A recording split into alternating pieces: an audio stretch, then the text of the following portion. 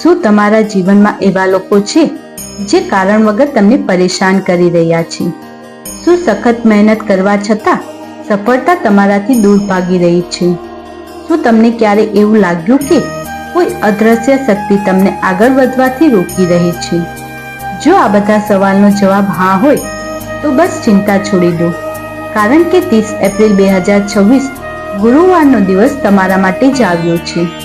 આ દિવસે નરસિંહ જયંતિ છે અને આ વિડીયોમાં હું તમને એક એવી સરળ પણ અત્યંત શક્તિશાળી નરસિંહ પૂજા વિધિ બતાવવાની છું, જે ખાસ કરીને સાંજના સમયે કરવાથી તમારા મોટામાં મોટા દુશ્મન પણ શાંત થઈ જશે અને તમારા ઉપર ભગવાન નરસિંહની કૃપા વરસવા લાગશે. કોઈ પણ પૂજાનું પૂરું ફળ ત્યારે જ મળે છે જ્યારે તેને સાચા સમયે અને સાચી વિધિથી કરવામાં આવે. તો સૌ પહેલા ચાલો એ સમજીએ કે આ વર્ષે આવનારી નરસિંહ જયંતિ આટલી ખાસ કેમ છે અને પૂજા માટેનું શ્રેષ્ઠ મુહૂર્ત કયું છે. હિન્દુ પંચાંગ મુજબ નરસિંહ જયંતિ વૈશાખ મહિનાના સુદ પક્ષની 14ના દિવસે ઉજવવામાં આવે છે. વર્ષ 2026માં આ પવિત્ર તિથિ 30 એપ્રિલ ગુરુવારના રોજ આવે છે. ચતુર્દશી તિથિની શરૂઆત 29 એપ્રિલ 2026ની સાંજે લગભગ 7:51 થશે અને 30 એપ્રિલ 2026ની રાતે 9:12 સમાપ્ત થશે. હવે સૌથી અગત્યની વાત, ભગવાન નરસિંહનો પ્રાગટ્ય દિવસે પણ ન થયો હતો અને રાતે પણ ન થયો હતો. તેમનો અવતાર સંધ્યાકાળમાં એટલે કે સૂર્યોસ્ત સમયે થયો હતો. આ જ કારણે નરસિંહ પૂજા માટે સાંજનો સમય, જેને પ્રદોષકાળ કહેવામાં આવે છે, તે સૌથી વધુ ફળદાયી માનવામાં આવે છે. આ વર્ષે પૂજા માટેનું શુભ મુહૂર્ત 30 એપ્રિલની સાંજે લગભગ 4:30 થી સાંજના 7 કલાક સુધી રહેશે. જો કે આ સમય તમારા શહેરોના સૂર્યોસ્ત પ્રમાણે થોડો આગળ પાછળ થઈ શકે છે, એટલે ચોક્કસ સમય માટે સ્થાનિક પંચાંગ જરૂર તપાસી લેજો. આ એ સમય છે જ્યારે ભગવાન નરસિંહની ઉર્જા પૃથ્વી પર સૌથી વધુ સક્રિય હોય છે. કહેવાય છે કે આ મુહૂર્તમાં શ્રદ્ધાથી કરેલી પૂજા ક્યારેય ખાલી જતી નથી.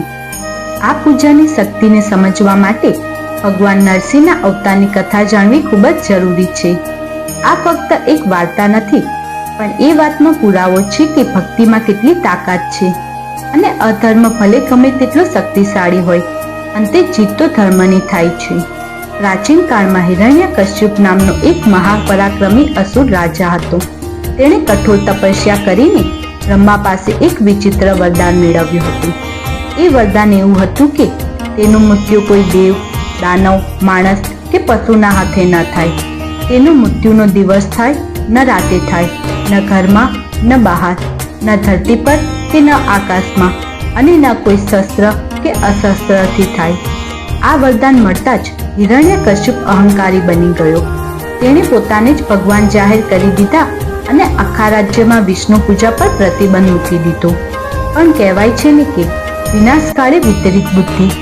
એના જ ઘરમાં તેનો પુત્ર પ્રહલાદનો જન્મ થયો, જે ભગવાન વિષ્ણુના પરમ ભક્ત હતા.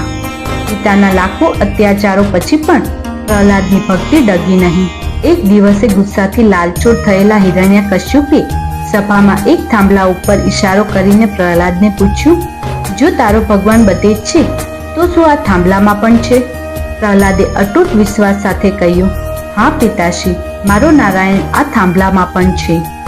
આ સાંભળીને હિરણ્યકશ્યપે ગધા ઉઠાવીને થાંભલા પર પ્રહાર કર્યો અને જેવો જ પ્રહાર થયો, એક ભયંકર ગર્જના સાથે થાંભલો ફાટ્યો અને તેમાંથી એક અકલ્પનીય સ્વરૂપ પ્રકટ થયું. એ સ્વરૂપ તો ન મનુષ્યનું હતું ન સિંહનું. તે હતું ભગવાન વિષ્ણુનું ચોથું અને સૌથી ઉગ્ર સ્વરૂપ, નરસિંહ અવતાર. એ સમયે સંધ્યાકાળ હતો, એટલે કે ન દિવસ હતો ન રાત. ભગવાન નરસિંહ હિરણ્યકશ્યપને પકડીને મહેલોના ઉંબરા ઉપર લઈ ગયા, જે ન તો ઘરની અંદરનો ભાગ હતો ન બહારનો.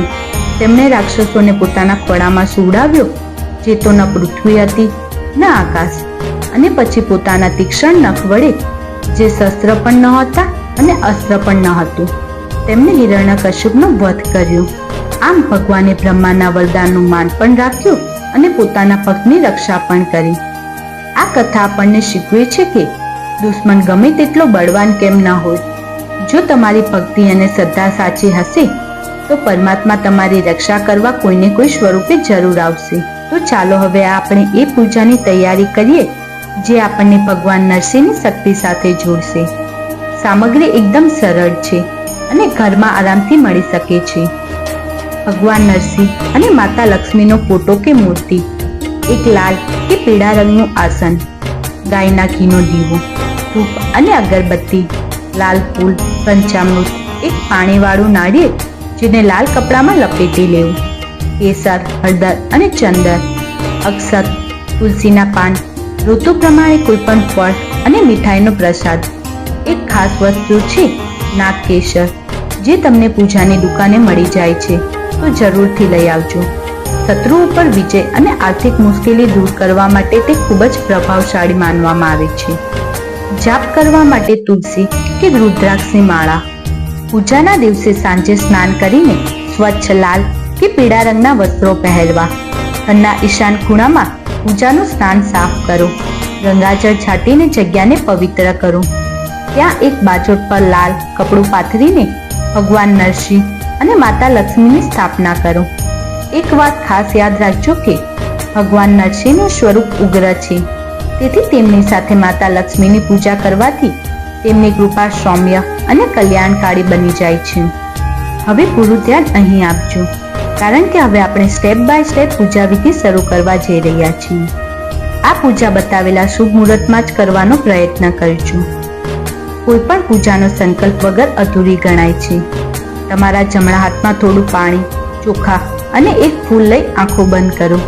ભગવાન નરસિંહનું ધ્યાન ધરીને મનમાં પ્રાર્થના કરો કે હે ભગવાન નરસિંહ, હું આજે નરસિંહ જયંતિના આ પવિત્ર દિવસે મારા જીવનમાં જાણતા અને અજાણતા શત્રુઓ, બધી જ અડચણો અને નકારાત્મક શક્તિનો નાશ માટે અને તમારા આશીર્વાદ મેળવવા માટે પૂજા કરી રહી છું.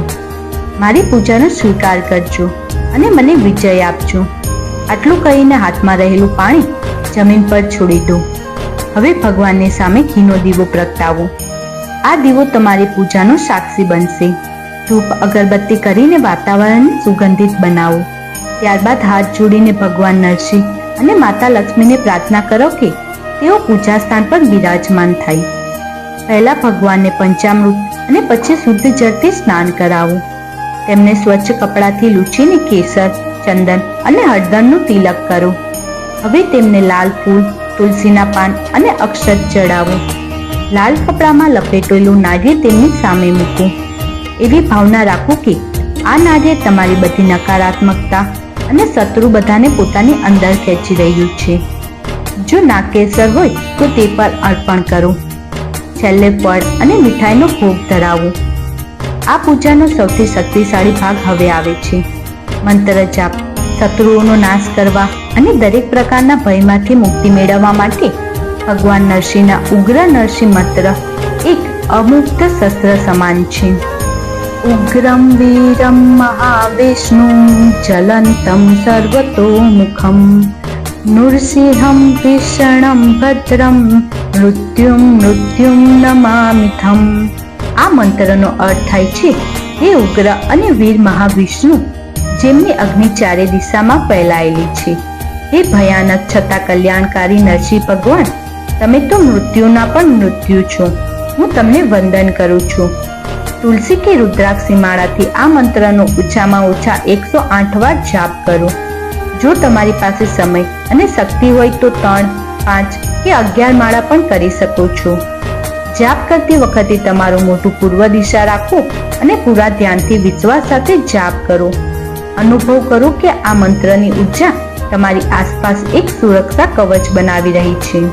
મંત્ર જાપ પૂરા થયા પછી કપૂરથી ભગવાન નરસિંહ અને માતા લક્ષ્મીની આરતી ઉતારો. આરતી પછી હાથ જોડીને પૂજામાં જાણતા અજાણતા થયેલી ભૂલો માટે માફી માંગો અને ફરી એકવાર તમારી મનોકામના પૂરી કરવા માટે દિલથી વિનંતી કરો.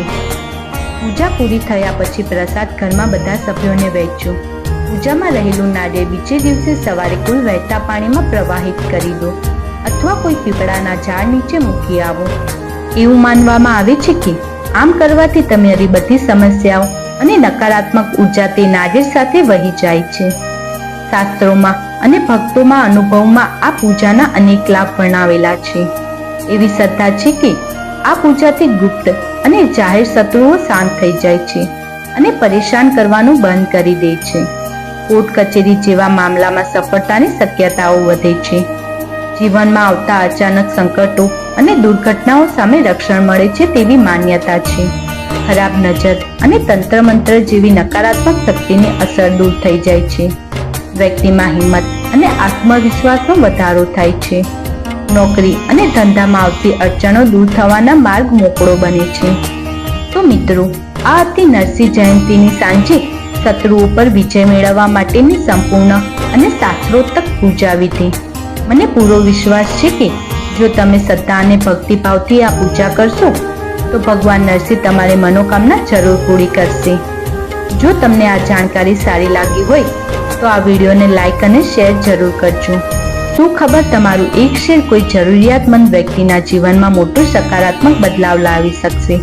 અને હા, આવી જ જાણકારી માટે અમારી ચેનલને સબસ્ક્રાઇબ કરવાનું ભૂલશો નહીં.